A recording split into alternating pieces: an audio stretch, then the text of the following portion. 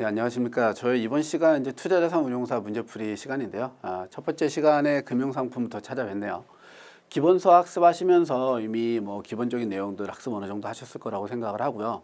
그리고 기본서를 듣지 않고 지금 현재 문제집만 갖고 시험을 준비하시는 분들 같은 경우에는 제가 아주 뭐 완벽하게 기본서처럼 설명을 드릴 수는 없겠지만요. 최소한의 설명들을 서머리 형식으로 조금 드릴 거예요. 그래서 그런 부분들 좀 체크하시고 저희 교재 한번 보시면은 교재 조금 간단히 설명 좀 드려볼게요. 교재 제일 앞에 보면 출제 포인트라고 나와져 있어요. 그 출제 포인트에 보면 별이 이렇게 있죠. 출제 빈도로. 그래서 이제 별이 3개면은 빈도가 가장 높은 거고요. 별이 하나면은 이제 출제 비율이 조금 낮거나 그렇게 덜 중요하다라고 생각을 하셔야 돼요. 그러면서 착각하시면 안 되는 게 별 하나짜리 문제를 안 쓰는 게 아니에요. 그러니까 예를 들면 별 3개짜리는 그 자체로서 문제를 구성한다고 보시면 되고요. 별 하나짜리는 보기 4개가 있으면 그 4개 보기 중에 한두 개 정도가 다른 문항을 만들어낼 수 있다. 이렇게 생각하시면 될 것 같아요. 아시겠죠? 그래서 이제 전반적으로 여기 있는 문제들은 다 주요하게 다루셔야 되는 문제들이 될 것 같고 그것과 관련되어진 설명들을 하단에서 한번 체크하시고요. 그리고 기본서를 가지고 학습을 하시는 분들은요. 저희 교재에 보면 문제를 풀고 나서 하단에 핵심 포인트에서 정리가 되어져 있죠. 그걸 보고도 이해가 안 되면은 기본서를 역으로 찾아서 들어가서 보셔야 돼요. 아시겠죠? 그래서 기본서에서 이 논리가 어떻게 되는지를 체크하는 게 조금 중요해요. 예전에는, 그러니까 예전이라고 해봐요. 어차피 한 2, 3년 전인데 한 3년 전까지만 해도요. 기본서 없이 문제집만 갖고 시험을 응시해서 합격하는 케이스들이 상당히 많았어요. 뭐 지금도 아예 없는 건 아닌데 그런데 최근 들어서는 이 변화가 어떻게 오고 있냐면 문제집에 있는 내용을 단순하게 달달달 외우고 똑같은 문제 패턴을 보기보다는요. 얘가 뭐를 이야기하고 있는지에 대한 근본적인 부분들을 조금 이해를 해야지 풀리는 문제들이 많이 들어가 있어요. 그리고 생각지도 않았던 부분에서 나와요. 그러니까 아무래도 이 문제집이라던가 이런 부분들은 자주 출제되던가 출제 비중이 높았던 애들 위주로 다룬단 말이에요. 이해되시죠? 근데 기본서에는 그거 이외에도 전체적으로 호흡이라던가 흐름 안에서 필요한 부분들을 한 번씩 언급을 하잖아요. 근데 시험 문제에서 주로 나왔던 부분들은 당연히 나오는데 그거 이외에 잘 다루지 않는 부분들이나 흐름상에서 필요한 부분들이 출제되는 경향들도 있기 때문에요. 기본서를 학습하시는 분들은 기본서에서의 그 논리의 흐름 분명히 잡아두셔야 될 것 같아요. 아시겠죠? 네. 그래서 교재와 관련되어진 시험과 관련되어진 내용들은 뭐 요 정도만 간단하게 설명을 드리고요. 들어가서 한번 문제 풀어보도록 할게요. 자, 금융상품이 되고요. 이 1과목 금융상품 파트에서는 실제로는 이제 금융사에 대한 이야기를 조금 할 거예요. 금융회사라고 이야기를 해 놓을 거고요. 당연히 은행과 비은행 그리고 투자와 관련되어진 다양한 그 금융회사들 이런 이야기들을 주로 다뤄가는 게 첫 번째 금융회사의 구분이 될 것 같고요. 그리고 얘네들이 취급하는 상품에 대해서도 한번 정리를 할 거예요. 취급하는 상품이라 하면 뭐 은행에서 취급하는 예적금이라던가 MMDA라던가 증권사나 종금사의 CMA나 MMF 그리고 이런 내용들 뭐 자산운용사에서 나오는 ELD나 ELW, ELS에 대한 내용들 그리고 이제 보험사로 넘어가 버리면 생명보험, 손해보험과 재산보험 이쪽 파트에 대한 내용들 이런 것도 기본적으로 나올 거고요. 그리고 나서 이제 구조화 금융상품이에요. 구조화 금융상품이라는 건 이제 기본서 학습하신 분들 같은 경우에는 주식 전략이나 채권 전략에서 또는 파생 상품에서 한 번쯤은 학습하셨을 것 같은데요. 기존의 금융 상품에다가 특수한 형태를 결합시키는 형태예요. 뭐 예를 들면 우리가 알고 있는 부동산, 펀드 같은 이런 상품에다가 채권의 개념이나 또는 CDS, 신용파생 상품의 개념을 추가시켜서 ABS라던가 뭐 MBS 같은 구조화 금융상품들을 만들어내거든요. 이런 내용들이 나오는 게 이제 구조화 금융상품 파트예요. 저 뒤로 넘어가겠죠. 그래서 1과목 전체에서는 실제로는 이쪽 비중이 조금 있고요. 그리고 나서 구조화로 나누는데 이 구조화 금융상품은 우리가 그 문제를 풀다가 보면 분명히 3과목이나 4과목에서 나와야 되는 파트의 문제들이거든요. 근데 실제로 1과목부터 ABS나 이런 문제들이 조금 까다롭게 등장하는 경우들이 있어요.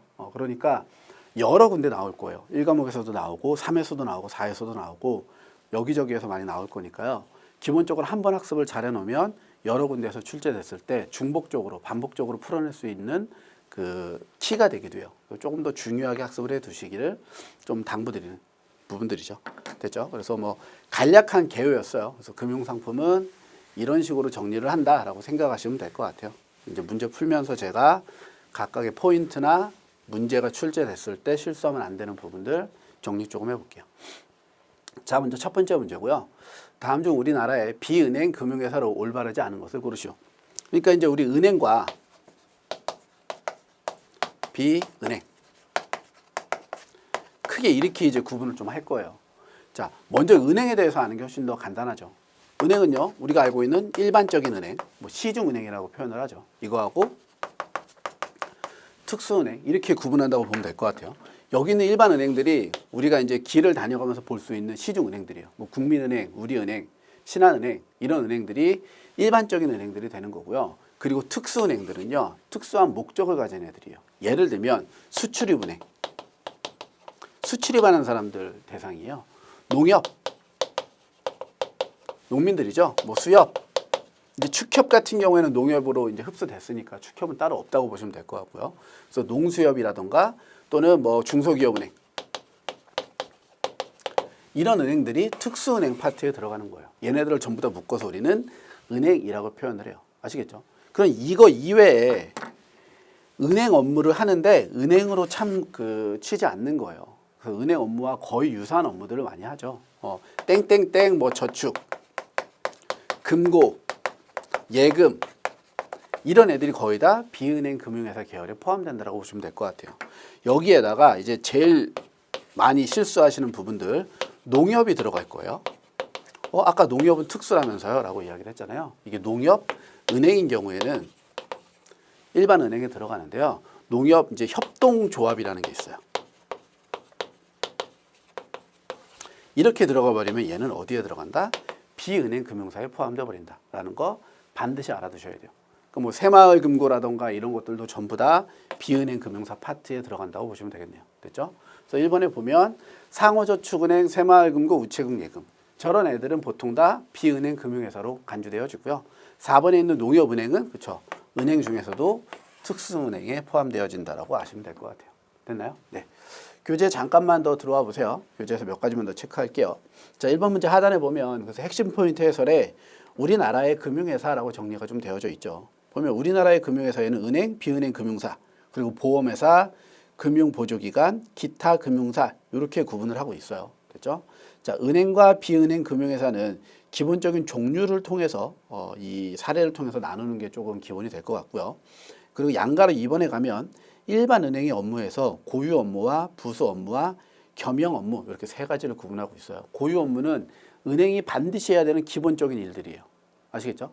그리고 그 밑에 있는 부수 업무는 은행업을 하는 데 있어서 같이 하면은 조금 더 도움이 되는 시너지가 있는 애들 이런 거고, 겸용은 원래 은행이 하는 일이 아니에요. 이렇게 이해하면 조금 더 수월해져요. 예를 들면 지금 은행에 가면 은행에서 카드도 만들어주고요. 보험도 가입시켜주잖아요. 원래 그거 은행에서 하는 일 아니었다고요. 그런데 겸용업을 허가받아서 하는 일들이에요. 그래서 겸용 업무에다가 별표를 조금 치시고요. 겸용 업무에 니은과 디귿에 인허가를 필요로 하는 업무와 인허가를 필요로 하지 않는 업무 이렇게 두 가지로 구분하고 있잖아요. 그 중에서도 인허가를 필요한 업무, 그래서 니은을 조금 보세요. 유가증권의 인수, 매출, 모집, 매출 주선, 환매조건부 채권의 매매, 집합투자업, 투자자문업, 투자매매업, 투자중개업, 신탁업 여기까지 묶으면은 보통 증권사나 운용사에서 하는 일들이 되겠죠. 그렇죠? 그리고 방카슈랑스가 보험회사가 하는 일들이에요. 보험가입. 그리고 신용카드업은 당연히 카드회사가 하는 일들이 되겠고요. 그래서 원래 은행에서 하는 일이 아니라 이 일을 하는 애들이 따로 있는데 은행에서 얘를 같이 한다, 인허가가 필요하다. 이렇게 알아두시면 될 것 같아요. 됐죠? 그리고 뭐 양가로 3번에 있는 정보의 비대칭성 정도는요. 눈으로만 한 번 정도 읽어보셔도 될 것 같아요. 됐나요? 그래서 1번에는 정답 4번. 자, 계속해서 넘어가서 2번 볼게요. 다음 중 은행의 예금 상품에 대한 설명으로 올바르지 못한 것을 고르시오. 자, 은행의 예금 상품은요. 실제로는 우리가 학습을 하는 데 있어서 진짜 대수로운 게 없어요. 예금과 적금이요. 적금은 계속 일정한 금액을 정기적으로 넣는 게 적금이고, 예금은 목돈을 한 번에 넣어서 돌리는 게 예금이죠. 그래서 이제 예금과 적금에 대해서는 우리가 어렵게 생각할 필요가 하나도 없는데, 문제는 여기 지금 보기에 나와 있는 요 MMDA예요. 자, MMDA가 뭐냐면 얘가 수시 입출금식 뭐 예금이라고 볼 수 있거든요. 그래서 아무 때나 돈을 넣었다 뺐다 할 수 있는 특징을 가진 애가 MMDA예요. 이게 왜 나왔냐면 원래는 이제 금융회사들 중에서 은행이 여수신이라고 하죠. 돈을 맡고 빌려주고 여신과 수신 업무를 은행이 주로 했었단 말이에요. 그래서 우리가 예를 들면 예전에 생각을 해보면 지금 뭐 대학생분들 같은 경우에는 전혀 모르겠지만 재직자분들 중에서도 좀 직급이 있으신 분들은 이전에는 은행에 돈을 넣어서 은행에서 뭐 3개월에 한 번씩 이자를 주고 6개월에 한 번씩 이자를 주고 1년에 한 번 이자를 주고 막 이랬었어요. 그래서 이자를 주는 기간들이 좀 길었단 말이에요. 짧게 돈을 넣으면 이자를 못 받는 경우들도 있었어요. 그런데 그 종금사라든가 증권사에서 이제 특히 종금사에서 CMA라는 이 통장을 만들어낸 거예요. 얘가 뭐냐면 그 당시에 되게 획기적이었죠. 벌써 10년도 넘은 것 같은데 돈을 넣어놓으면 매일매일 이자가 붙는 거예요. 그래서 매일같이 이자가 붙어버리니까 기존의 은행에다가 돈을 집어넣었던 사람들 입장에서는 은행에 넣으면 3개월에 한 번 주거나 이래버리니까 그동안에 돈을 빼면 이자가 좀 줄어들고 이게 좀 약한 거예요. 근데 여기는 돈을 넣으면 매해같이 내 통장에 이자가 붙어서 복리의 효과를 더 누릴 수가 있는 거죠. 그러다 보니까 CMA가 엄청 붐을 일으켰어요. 그래서 은행 입장에서는 이제 그러면 여수신이 돼야지 대출을 해주고 은행을 돌아가는 기본적인 일들이 되는데 사람들이 종금사에다 돈을 맡기고 은행에다 맡기질 않아 버리니까 얘와 싸울 수 있는 애를 만들어낸 게 MMDA예요. 아시겠죠? 그러니까 기본적으로 이 둘은요 거의 동일한 역할을 하고 있다라고 알아두셔야 될 것 같아요. 됐죠? 그러면서 MMDA에서의 이제 우리가 헷갈려서는 안 되는 특징들 뭐가 있냐면 이전에는 이자를 지급을 할 때요. 이자 지급은 뭐가 중요했냐면 기간이 중요했어요. 그러니까는 돈을 1년 동안 넣어둘래? 5년 동안 넣어둘래? 10년 동안 넣어둘래? 오랫동안 예치하면 예치할수록 이자를 조금씩 더 주고 그랬거든요. 근데 MMDA는 그렇죠. 기간에 대한 지급을 하는 게 아니라 잔액에 대한 지급을 해요. 즉 금액에 대한 지급을 한다 이거예요. 얼마를 넣는지에 따라서 차등 금리를 적용해서 주는 게 우리가 MMDA에서 혼동해서는 안 되는 부분들로 알아두시면 될 것 같아요. 됐죠? 그래서 뭐 이 정도만 체크하면은요 이번 문제 푸는 데는 큰 어려움은 없을 것 같아요. 볼게요. 다음 중 은행의 예금 상품에 대한 설명으로 올바르지 못한 것을 고르시오. 1번 저축 예금은 실명의 개인만 가입이 가능하다. 그렇죠? 이제 금융실명제죠. 1번 맞는 내용. 2번 시장 금리의 변동에 따라 이자율이 변동하는 MMDA는 통상 3개월마다 잔액에 금리를 적용해 이자를 가산해 준다. 이렇지 않다고요. 2번이 틀린 거예요. 그래서 3개월마다 주는 게 아니라 매일매일이에요. 매일매일. 그래서 2번 오답. 3번 MMDA는 예치 금액에 따라 금리를 차등 적용하겠다. 그렇죠? 기간이 아니라 금리에 따른 차등 적용한다. 반드시 알아두세요. 4번 정기적금의 가입 대상은 제한이 없으며 금리는 금융기관이 자율적으로 정한다. 그래서 적금이나 예금에 대한 금리는 금융기관 자율에 맡기고 있죠. 그래서 은행마다 뭐 특판 예금을 그래서 우리가 뭐 0. 몇 % 더 준다 이래가면서 광고하는 것도 보셨잖아요. 됐죠? 예, 그래서 이번에는 정답이 2번이 되고요. 교재 잠깐만 오세요. 교재에서 또 간단하게 체크만 좀 해드릴게요. 교재 보시면 그 핵심 포인트 해설에 입출금식 상품에서 MMDA만 체크해두세요. 시장금리부 수시 입출금식 예금이고요. 가입 대상에 제한이 없다는 거, 이자 계산은 예치 금액별로 차등금리를 적용한다는 거 중요한 부분들이고요. 운용사의 MMF나 종금사의 CMA와 경쟁 대상인 상품이다까지만 체크 하나 해두세요. 요거는 요 MMDA와 관련된 부분들은요. 실은 상당히 자주 출제를 해요. 자주 출제하면서 요 부분들이 금융상품에 묶일 수도 있고요. 이렇게 MMDA를 단독으로 출제하는 경우들도 있으니까 좀 여기 보기 2번하고 3번 정도는 꼼꼼하게 좀 체크해 두시는 게 좋을 것 같아요. 아시겠죠? 네. 계속해서 이제 3번 문제 좀 볼게요. 다음 중 재형저축에 관한 설명으로 올바르지 못한 것을 고르시오. 자, 이제 재형저축에 대한 부분들인데요. 좀 체크 좀 해볼까요?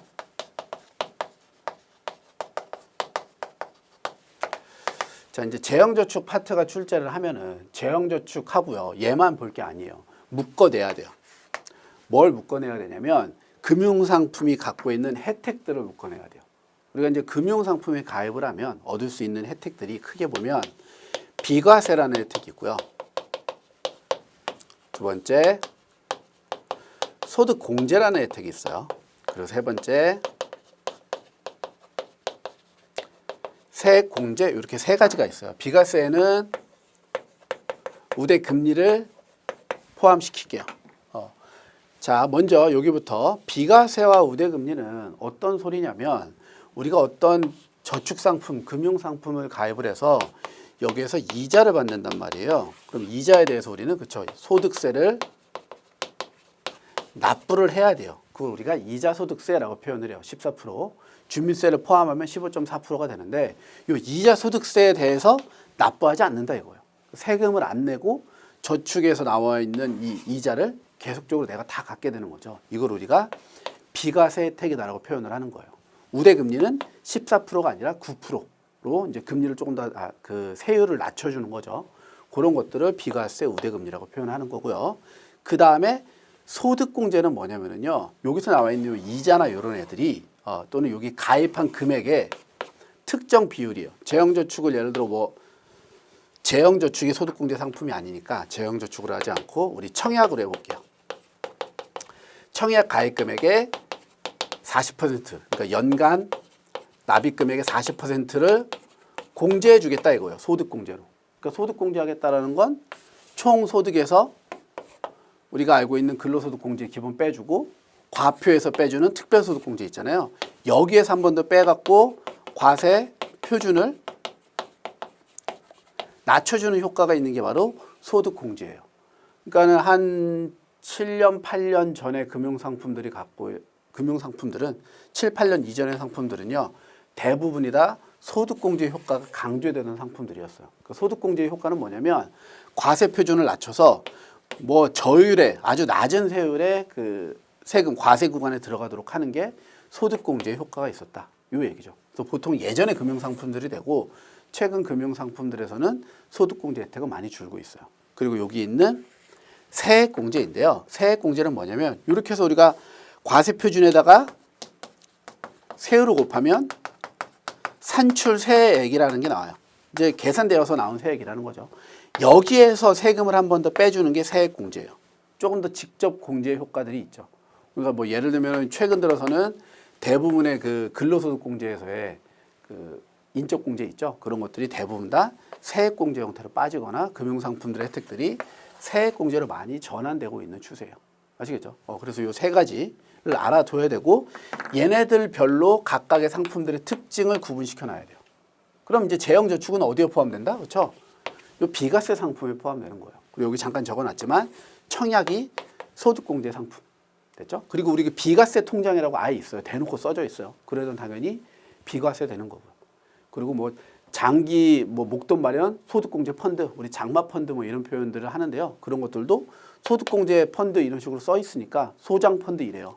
소득공제 펀드 그런 애들은 전부 다 소득공제 혜택이 있는 거죠. 그래서 이름에 거의 다 써져 있고요. 이름에 그런 것들이 잘 언급되어져 있지 않는 애들이 이런 재형저축 같은 애들이에요. 이런 애들은 뭐다? 비과세 혜택을 준다 알아두셔야 될 것 같고 계속 그러면 재형저축에 대해서 조금 더 볼게요. 그럼 일단은 카테고리를 크게 이렇게 공제에 대해서 보고 그 다음에 재형저축은요. 목돈을 마련해 주기 위한 돈이에요. 그러니까 이제 우리가 서민들이 목돈을 마련하는 데 있어서 그 세금을 떼면은 목돈 마련이 조금 늦어지니까 너희들에게 비과세 혜택을 줄 테니까 목돈을 한번 마련해봐 이런 거죠. 그러다 보니까 누구나 가입할 수는 없고요. 소득에 제한이 있어요. 그렇죠? 뭐 직장인이면 가입 가는데 문제가 없지만 하지만 소득이 높으면 안 돼요. 총소득으로 5,500, 소득금액으로 4,000. 이러한 소득에 대한 기본적인 공제 제한들이 있고 연간 납입 한도라던가 이런 부분들이 다 같이 존재해요. 가입 기간도 뭐 7년으로 한정되어져 있고. 아시겠죠? 이런 부분들을 따로 하나 정리해 두면은 이런 3번 같은 문제를 푸는데 전혀 무리가 없다. 아시겠나요? 네. 자, 얘는 문제를 보기에 앞서서요. 교재에 조금 들어와서 교재 먼저 체크 조금 더 해보고 갈게요. 자, 재형저축이에요. 의. 서민이 재산 형성을 돕기 위한 적립식 장기저축 상품이에요. 조세특례 제한법에 의하여 계약기간 중 발생한 이자에 대한 소득세를 부과하지 않겠다. 이렇게 말을 써놨는데 얘가 바로 비과세라는 뜻이에요. 그러니까 비과세 주겠다. 이번에 3년간은 고정금리고 1년 단위로 변동시키겠다. 양가로 이번에 가입 대상 총급여 5천, 그렇죠? 근로소득자 또는 종합소득 금액이 3,500만 원 이하인 자영업자. 그러니까 근로소득자만 가입 가능한 거 아니고요. 자영업자도 가입 가능하다 이거예요. 대신에 뭐만 안 되면 된다? 소득 기준만 맞으면 돼요. 됐죠? 계약 기간은 최소 7년에서 최대 10년이라고 나와져 있는데 요거 이제 혼동하면 안 되는 거. 계약 기간이 7년에서 10년이라고 이야기를 하잖아요. 최소한 7년까지는 가입을 해야지 그동안에 받았던 비과세 혜택을 다시 토해내지 않는 거예요.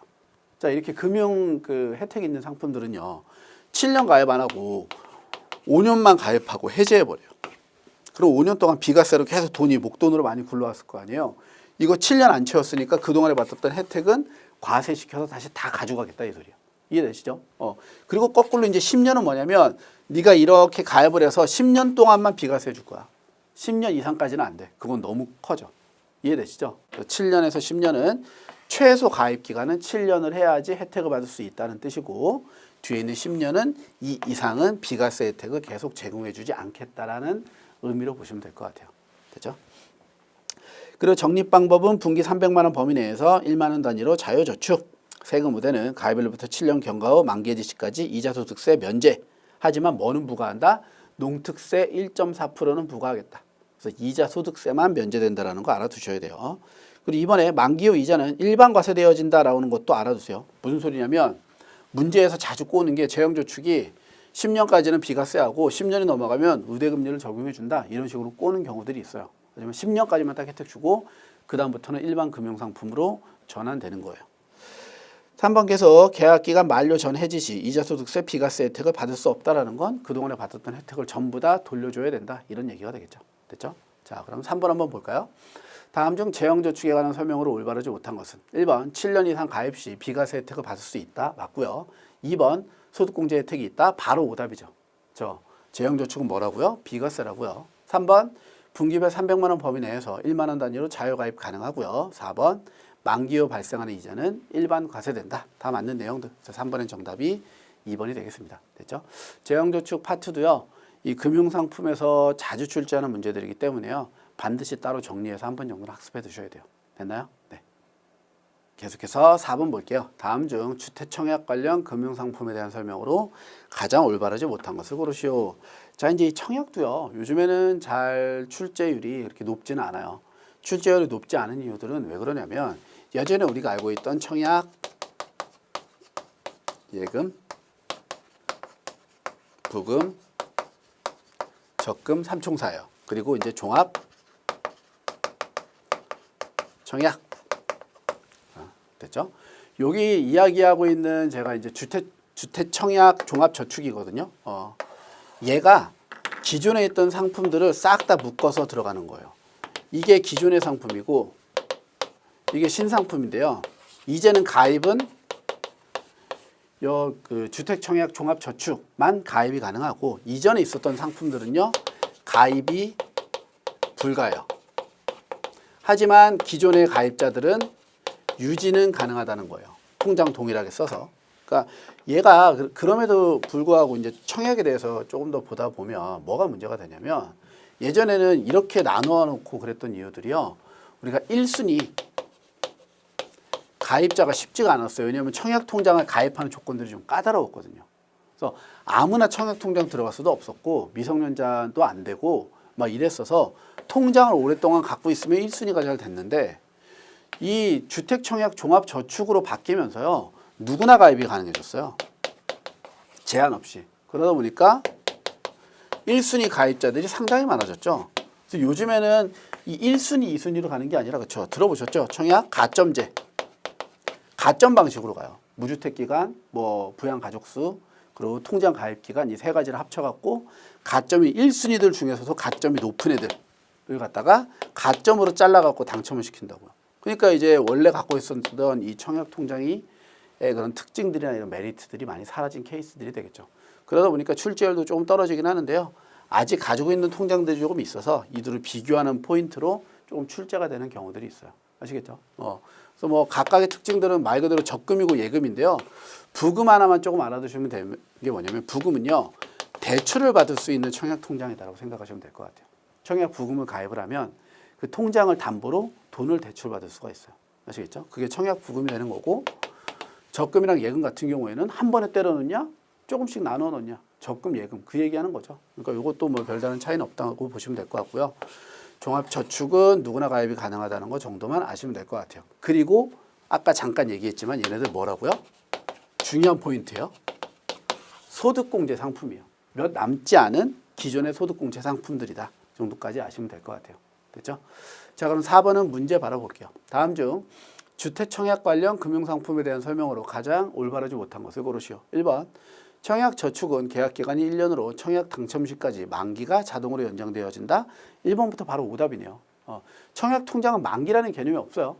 왜냐하면 통장 자체가 청약통장이 예금, 적금이라는 용어를 쓰고 있지만 금융상품을 목적으로 갖고 있는 상품이 아니에요. 얘는 그 아파트라든가 이런 주택을 당첨시키기 위한 목적으로 가입한 통장이지 우리가 어떤 그 금전적인 예금이나 적금처럼 진짜 이자 소득을 내는 그런 상품의 성격으로 한 게 아니기 때문에 만기가 따로 있지 않아요. 그래서 계약 기간이 1년으로 계속 만기가 연장된다? 이 표현이 잘못된 표현이 되겠죠.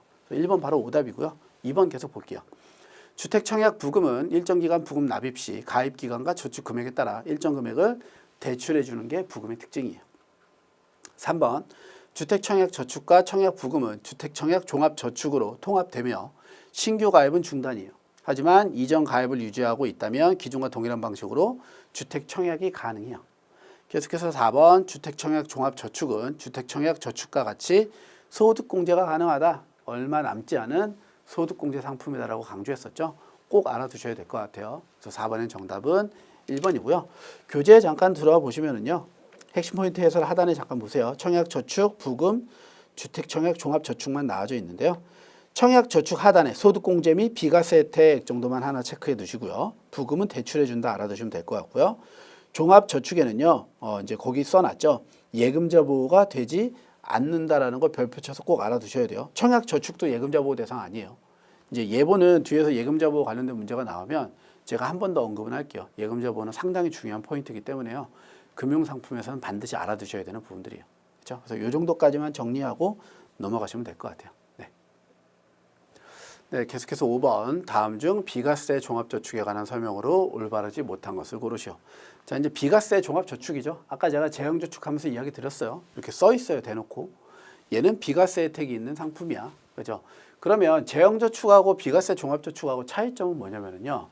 재형저축은 이제 서민들이 돈을 빨리 모을 수 있도록 해주기 때문에 소득 기준이 조금 더 강화되어져 있는 거고요. 여기는 비과세 종합저축은요, 나이가 있으시거나 연로하신 분들이나 또는 훌륭한 사람들을 위해서 혜택을 주는 상품이다라고 아시면 될 것 같아요. 이제 두 가지의 차이점 정도를 알아두세요. 자, 교재 먼저 하단에서 정리하고 나서 문제 좀 풀어볼게요.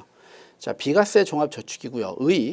기존의 비과세 생계형 저축이 폐지되고 조세특례 제한법에 따라 도입된 상품으로 2015년 1월 1일부터 시행되고 있는 상품이에요. 2번 1인당 저축원금 5천만 원까지 이자소득 또는 배당소득에 대한 소득세를 부과하지 않겠다라고 나와져 있잖아요. 여기서 이제 이 헷갈리면 안 되는 게 이 5천만 원이요. 통장에 들어가는 돈을 얘기하는 거지 소득이 아니에요. 그래서 우리가 비과세 혜택을 주는 상품들이 재형저축이랑 크게 비과세 통장 이렇게 두 가지가 있는 건데요. 얘는 소득 기준만 있고 나이 기준이 없어요. 아시겠죠? 반면에 비과세는요. 소득 기준이 없고 나이 기준이 있는 거예요. 65세로. 얘가 아까 그 5천에 3,500이었으니까 여기는 대신에 비과세는 소득을 얼마 버는지는 상관없고 나이가 많거나 국가유공자들 훌륭하신 분들을 위주로 가입시켜주는 상품이다. 이렇게 두 가지도 구분해서 알아두세요. 아시겠죠? 상품만의 특징들을 아는 게 문제를 푸는 데 있어서 상당히 중요하다고 생각하시면 될 것 같아요. 아시겠죠? 자, 계속 이어서 좀 더 볼게요. 계속 3번. 기존의 비과세 생계형 저축 및 세금 우대 종합저축을 해지 또는 해약하지 아니한 경우에는 한도에서 차감하겠다. 이게 무슨 소리냐면 기존의 세금 우대에 2천만 원이 가입이 되어져 있으면 이 비과세 통장이 우리가 한도가 얼마였어요? 5천만 원이었죠. 여기에서 기존에 가입한 2천만 원을 차감하고 얼마까지만? 3천만 원까지만 비과세 혜택 주겠다 이 소리예요. 얘는 세금 우대니까 비과세가 훨씬 좋잖아요. 그러니까 이거 빨리 없애고 비과세로 바꿔버려야죠. 맞죠? 이런 얘기하는 거예요. 그래서 한도를 공유한다라는 개념이 어떤 개념인지만 알아두시면 될 것 같아요. 계속 4번 계약기간 만료일 이후에 발생하는 이자소득 또는 배당소득에 대해서는 비과세를 적용하지 아니함. 똑같네요. 재형저축하고. 그렇죠? 자, 계속 가입 대상자의 만 65세 이상 거주자, 이번에 장애인, 독립유공자, 상이자, 기초수급자, 5.18 민주화운동 부상자 등 이런 사람들만 가입이 가능하다. 됐죠? 그리고 대상 상품 원칙은요. 금융회사가 취급하는 모든 예금이요. 무슨 소리냐면 내가 갖고 있던 통장을 이 위에 있는 가입 대상 조건에 해당된다면 나 이거 비과세 통장으로 바꿔줘. 그럼 비과세 통장으로 바꿔준다는 거예요. 이해되시죠? 내가 갖고 있던 어떤 상품이든 다 괜찮다는 거예요. 그래서 예외 상품만 알아두시면 될 것 같아요. 다음 상품과 각 취급 금융사가 별도로 정하는 예금 등은 제외하겠다. 먼저 증서로 발행되고 유통이 가능한 예금은 안 돼요. 왜 그럴까요? 누군가에게 특정한 조건을 가진 사람들에게만 혜택을 주는 건데 이 통장이 이 예금이 다른 사람에게 넘어갈 수 있어요. 그러면은 비과세 혜택을 받은 걸 비과세 혜택을 받아서는 안 되는 애가 가져가서 가입할 수도 있다는 소리잖아요. 이해되시죠? 그런 혼란을 막기 위해서 유통이 가능한 예금이 CD나 표지여음, 무기명 정기예금 등은 가입 불가. 그리고 어음 수표 등에 의해 지급이 가능한 예금들, 당좌예금이나 가계당좌예금, 당좌라는 표현이 수표를 찍어낼 수 있다는 뜻이에요. 이것도 안 돼요. 왜냐하면 그거 바탕으로 수표 찍어갖고 다른 짓 할 수도 있으니까. 됐죠? 계속 디귿 조특법에 따라 기취급 중인 비과세 예금, 마지막 리얼의 외화 예금 이런 애들은 제외 상품들이 된다. 됐죠? 그리고 표시 방법은 통장에다가 쓰기만 하면 돼요. 도장 같은 거 찍어줘요. 비과세 통장이라고. 그럼 이제 그 통장에 대해서는 더 이상 이자소득세를 납부하지 않는다. 또는 배당소득세를 납부하지 않는다 정도로 보시면 되겠네요. 됐죠?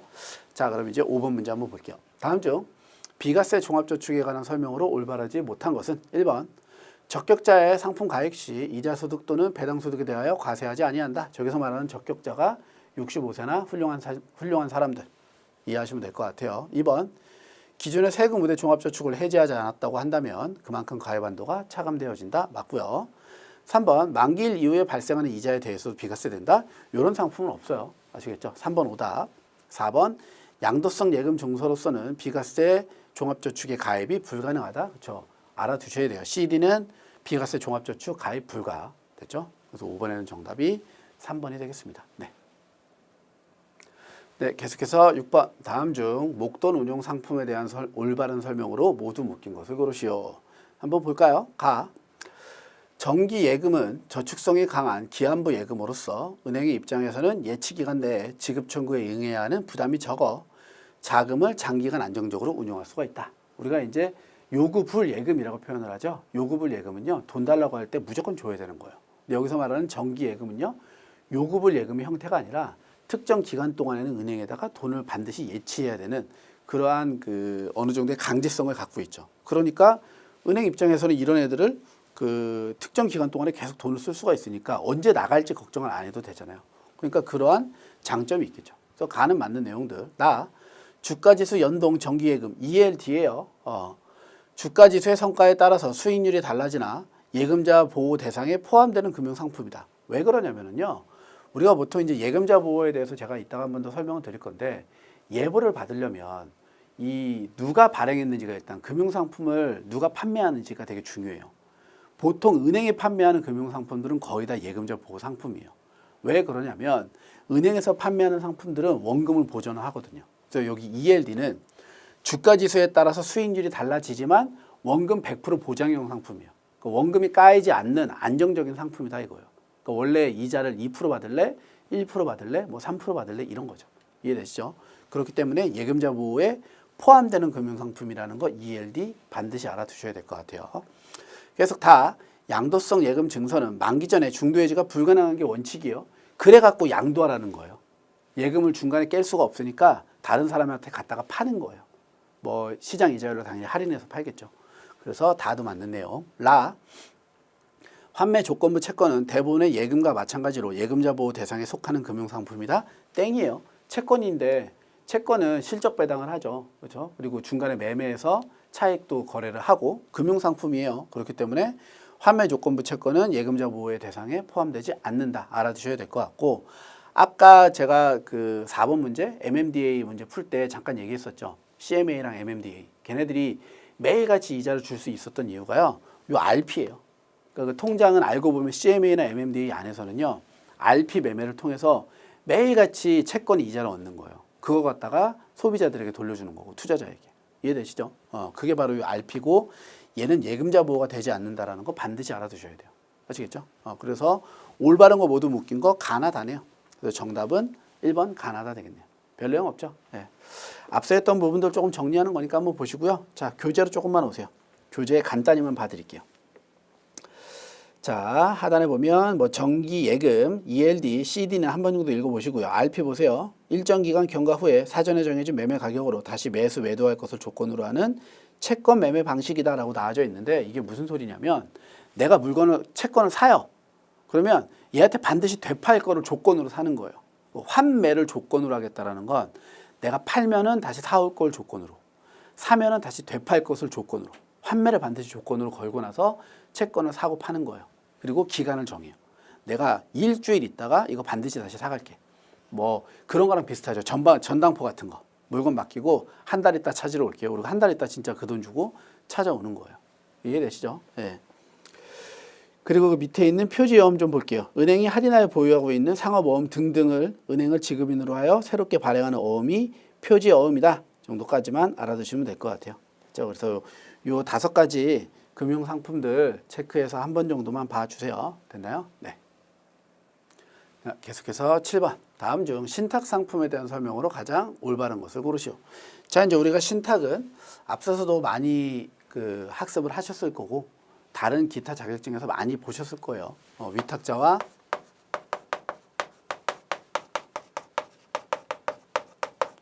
수탁자가 있고요. 위탁자가 수탁자에게 자금이라던가 어떤 자산들을 맡기면 이 수탁자가 그걸 운용, 관리, 매매 등을 통해서 나온 이익을 위탁자 또는 수익자에게 이자의 형태 또는 배당의 형태로 지급하는 걸 우리는 신탁이라고 표현을 해요. 이게 신탁이에요. 이때 위탁자하고 수익자는 같은 경우도 있고 다른 경우도 있어요. 얘네들이 동일해. 재산을 맡긴 사람이 돈을 받는 경우도 있고요. 돈을 댄 사람과 받는 사람이 다른 경우들도 있어요. 요게 이제 우리가 알고 있는 신탁들이고요.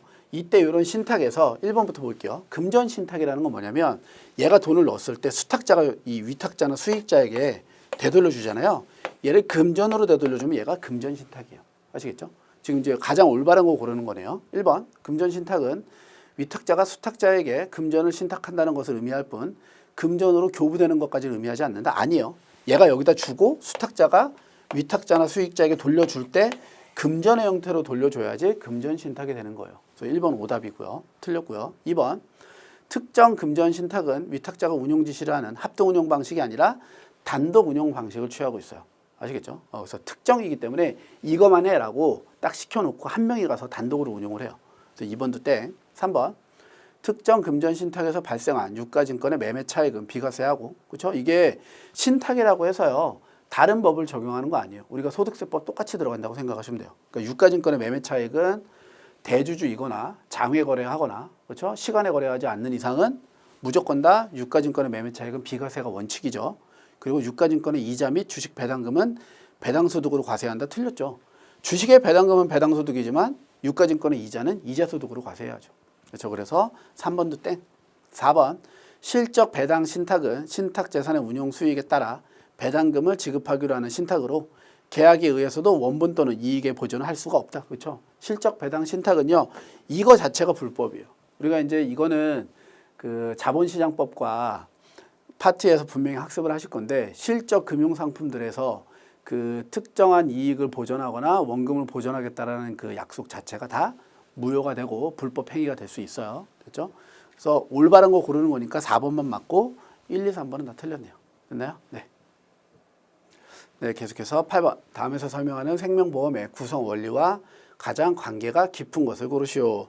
자, 이제 생명보험 같은 이제 보험 가입을 할 때 또는 이제 보험회사 자체가 어떤 식으로 운영되어지냐, 뭐 이런 것들에 대한 이야기들인데요. 보기 조금 볼게요. 첫 번째, 보험 가입자가 납입하는 보험료 총액과 보험회사가 지급하는 보험금 및 경비의 총액이 동일한 금액이 되도록 정하는 원칙이다. 여기서부터 벌써 답 나왔네요. 그렇죠?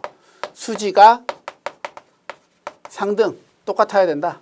주는 돈과 받는 돈이 동일해야 된다. 이걸 우리가 수지 상등의 원칙이라고 표현을 해요. 그래서 수지상등의 원칙이었고요. 두 번째, 보험 계약자의 입장에서 전체 가입자를 대상으로 이러한 원칙이 적용되므로 개인의 입장에서 보면 납입보험료 총액과 보험금 등 수령액은 같지 않을 수 있다. 무슨 소리냐면 1, 2, 3, 4, 5예요. 얘는 100만 원 내고요. 얘는 50만 원 내고, 얘는 20만 원 내고, 얘는 500만 원 내고, 얘는 2천만 원 내요. 그럼 싹 더했더니 토탈이 2,670만 원이에요. 얘가 보험료예요. 그 이제 보험사가 이 돈을 싹 다 받아갖고 경비 떼고 못 떼고 나서 한 2,300만 원 정도 된다는 거예요. 그럼 2,300만 원은 이 가입자 5명이 청구하는 보험금이 되어야 한다는 거예요. 만약에 2,300만 원이 아니라 얘네들이 청구한 돈이 2천만 원이다. 그럼 300만 원이 남죠. 다 빼야 된다는 소리예요. 그래서 이 둘을 똑같이 만드는 게 수지상등의 원칙이 기본이에요. 그런데 이런 경우에는 얘는 100만 원 내고 얘가 2천만 원 다 타가고 0000일 수도 있다는 거예요. 보험회사 입장에서는 나가는 돈의 총액이 중요하지 개별은 중요하지 않다고요. 그러니까 가입자 개인 입장에서는 얘는 2천만 원 내고 하나도 못 받고 100만 원 내고 2천만 원 받으니까 1번만 이득 보고 나는 이익을 못 본 거잖아요. 이런 케이스가 생길 수도 있다는 거예요. 아시겠죠? 그럼에도 불구하고 이제 보험회사 입장에서는 이런 수지상등의 원칙이 중요하다는 거죠. 이거만큼이나 그리고 중요한 원칙 하나가 또 뭐냐면요. 대수의 법칙이에요. 이 대수의 법칙이 뭐냐면 바로 얘예요. 얘를 결정하는 거. 그러니까 각각의 보험료를 얼마를 할지는 얘네들이 청구하는 보험금과 연관성이 있는데 이 보험금이라는 건 우리가 지금 생명보험이니까 사망과 연관이 크겠죠. 사망률 또는 그죠 경험 생명표. 이 경험 생명표라는 게 평균 기대 수명을 나타내는 거예요. 그래서 평균 기대 수명과 사망률에 대한 포인트. 요거랑 대수의 법칙. 가입자가 얼마나 많냐에 따라서 이 납부하는 수지상등의 원칙이 얼마만큼 정확하냐, 정확하지 않냐를 결정할 수도 있겠죠.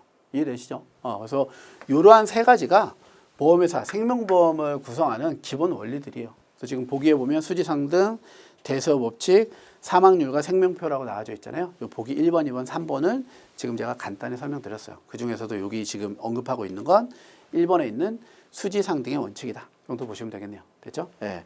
교재에 보면은요, 교재 하단에서도 생명보험의 기본 개념에서 구성 원리에 대수의 법칙, 수지상등의 원칙, 사망률과 생명표라고 나와져 있잖아요. 요거 정도만 한번 읽어보시면 될 것 같아요. 됐죠? 네.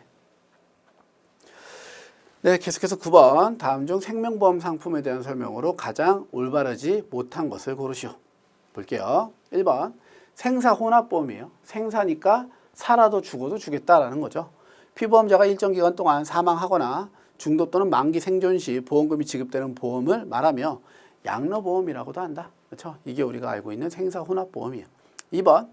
연생보험은 단생보험에 대비되는 용어로 2인 이상을 피보험자를 하는 보험이에요. 단생은 한 명의 생명이고요. 연생은 부부가 보통 가입을 해요. 그래서 뭐 먼저 죽음을 주는 경우도 있고요. 둘 다 죽어야지 주는 경우도 있고 이래요. 아시겠죠? 예. 계속 3번. 체증식 보험이란 기간이 경과함에 따라 보험료가 점점 증가하는 보험으로 물가지수 연동 보험 등을 예로 들 수 있으며 보통 소비자 물가지수 등에 연동하여 보험료가 증가된다. 4번. 피보험자의 건강상태, 직업 위험 등을 고려하여 통상의 표준치보다 사망 발생 위험도가 낮은 사람의 보험료를 할인해주는 보험을 우량체 보험이라고 한다. 지금 이렇게 보면 다 맞는 것처럼 보이잖아요. 그리고 보기 3번에 조금 문제가 있어요. 증식과요. 감식. 이렇게 두 가지 형태가 있는데 우리가 그래프로 그려보면 되게 단순한 얘기예요. 체증식은 올라가는 거고요. 체감식은 떨어지는 거죠. 그럼 과연 뭐가 올라가고 떨어지냐? 그렇죠. 보험금이 올라가고 떨어지는 거예요. 체증식은 뭐냐면 보험금이 내가 지금 예를 들어 이게 가입 시점이에요. 내가 만기라고 쳐볼게요. 이게 20년이라고 생각을 하면 20년 동안의 화폐 가치가 할인될 거 아니에요. 그러니까 만기에 1억을 받기로 했는데 지금이나 1억의 가치가 크지 앞으로 금리가 엄청 많이 오르게 되면 1억의 가치가 상당히 낮아질 수도 있다는 거예요. 맞죠? 그랬을 경우 이 돈의 가치가 엄청 낮아지는 걸 피하려고 내가 받는 보험금을 계속적으로 증가시키는 거예요. 이해되시죠? 반면에 채감식은요. 지금 당장은 목돈이 좀 필요해요. 큰 돈이. 내가 지금 죽으면 좀 큰 돈이 필요해요. 애들이 어리거나 뭐 주택담보대출을 받아서 대출이 많아요. 그런데 시간이 지날수록 원금을 계속 갚아 나가면 나한테 필요한 돈이 줄어들 거 아니에요. 그러니까 보험금을 이렇게 감소시키는 거죠. 그걸 우리가 채증식, 채감식이라고 해요. 그러다 보니 당연히 보험금이 늘고 주니까 보험료도 증가되고 보험료도 감소하겠죠. 그건 당연한 이야기인데 보기 3번처럼 채증식 보험이 보험료가 점점 증가하는 보험을 의미하는 게 아니에요. 보험료 증가 유무는 우리가 솔직히는 아직은 알 수는 없죠. 상황이 어떻게 될지 모르니까. 하지만 뭐는 확실해요? 보험금을 증가하도록 설계한 상품이라는 건 확실하다는 거예요. 이해되시죠? 그래서 보통 채증식 보험에 대한 이야기를 하면은요, 보험료 증가가 아니라 보험금 증가를 주로 이야기한다라고 알아두셔야 될 것 같아요. 채감식도 마찬가지고. 됐죠? 그래서 9번의 정답이 3번이 되겠습니다. 됐나요? 네. 네, 계속해서 10번. 다음 중 주요 손해보험 상품과 그 내용이 올바르게 연결된 것을 고르시오. 자, 한번 볼게요. 여기 기억 니은을 보고 가나다가 뭔지를 볼게요. 기억. 선박에 입은 손해로 인해 선박에 적재된 화물에 입은 손해를 보상하는 거. 그렇죠. 이걸 우리가 적하보험이라고 표현을 해요. 적하. 보통 적하보험은요. 여기 선박이라고 표현을 했는데요. 어디든 실어 있었던 화물에 대한 그 파손이나 그 손해를 담보하는 보험들을 적하보험이라고 표현하는 게 일반적이에요. 그래서 기억은 가에 있는 적하보험. 니은 보험에 가입한 동산이 지정된 장소 내에서 보관되어 있는 동안에 불법 침입이나 절도 또는 강도가 훔쳐가 더 안 읽어봐도 되겠죠. 더 나은 보험이 되겠네요. 됐죠? 계속 넘어가서 티귿. 급격하고 우연한 외래의 사고, 이것도 더 안 봐도 되죠. 이런 걸 우리가 상해사고라고 해요. 이걸 상해보험이 되고요. 리을. 일상생활이나 사업활동 중 과실로 타인의 신체나 재물에 손해를 끼친 손해에 대해 법률상의 손해배상 책임, 요게 중요하죠. 요걸 우리가 배상책임보험이라고 해요. 그러니까 대부분의 우리 보험들은요, 민사적인 그 개인적인 손실을 보상하는 역할들을 좀 하는데요. 여기 지금 리얼에서 이야기하고 있는 배상책임보험은 법적인 책임을 지지 않기 위해서 가입하는 경우들도 상당히 많아요. 아시겠죠? 그래서 리얼이 배상책임. 또 보면은 2번이죠. 그렇죠? 가가 기억이었고 배상책임이 리얼이었고 도난이 니은 상해가 디귿이었으니까 그렇죠? 그래서 정답은 2번 맞네요. 네. 그래서 뭐 이 10번 문제는 아주 간단한 문제들이니까요. 뭐 한 번 정도만 체크해 보시면 될 것 같아요. 됐죠? 네. 자, 계속해서 11번. 다음 중 자동차 보험에 관한 설명으로 올바르지 못한 것을 고르시오. 우리가 이제 자동차 보험 같은 경우에도요. 가입을 우리가 크게 보면 담보들에 대해서 많이들 언급을 하는데요. 대인보상과 대물보상이라는 게 있어요. 자, 여기에서는 우리가 제일 중요한 용어를 이렇게 나눠서 볼 거예요. 이것도 써볼까요? 자, 상, 자차 이렇게도 좀 나눠볼게요. 실제로 뭐 정확히 쓰는 용어들은 아닌데 이 정도로 구분해 두는 게 이해하는 조금 수월할 것 같아요. 자, 얘네들을 구분해 놓은 건 먼저 앞에 있는 대자 있죠. 이게 상대방이란 뜻이야. 그러니까 나를 지키는 게 아니라 나랑 부딪힌 또는 나로 인해서 피해를 본 그 사람들에 대한 신체 손해, 신체 사고를 물건에 대한 사고를 보상하는 담보가 대인, 대물이에요. 그럼 당연히 자는, 그렇죠? 이게 자는 스스로죠. 나 자신에 대한 상해 또는 차의 망가짐 이런 것들을 보호하는 게 뭐 자상, 자차, 자기 신체 보험, 담보 이렇게 표현하거든요. 자상이. 이게 이제 그런 뜻이에요. 그래서 담보를 구분할 때는 이렇게 앞에랑 뒤에를 나누어서 보면 되게 간단한 이야기들이 돼요. 아시겠죠? 네. 볼게요. 다음 중 자동차 보험에 관한 설명으로 올바르지 못한 것은 1번 자동차 보험은 가입이 의무화된 책임보험과 임의 가입이 가능한 임의보험으로 구분된다. 그럼 생각을 해볼까요? 누가 반드시 가입해야 되는 의무보험이 될까요? 책임보험이. 그렇죠? 당연히 나보다는 타인을 지켜주는 게 중요할 거 아니에요. 이거는 내가 잘못했을 때 나를 지키는 거니까. 내가 피해를 보면 상대방이 이걸 가입하고 있으면 얘로 나를 보호해 줄 수 있잖아요. 맞죠? 그래서 의무보험에 대한 기본들은 여기서 이야기는 보통 대인과 대물을 이야기하고 있다라고 알아두시면 될 것 같아요. 계속 2번 자기 신체 사고란 자기 신체 자상이네요. 나의 몸이요. 피보험자가 피보험 자동차를 소유, 사용, 관리하는 동안에 생긴 피보험 자동차가 파손되거나 땡이네요. 차가 부서지는 게 아니라 사람이 다치는 거죠. 그래서 2번 오다. 이렇게 보면 이제 담보가 되게 쉬워지죠.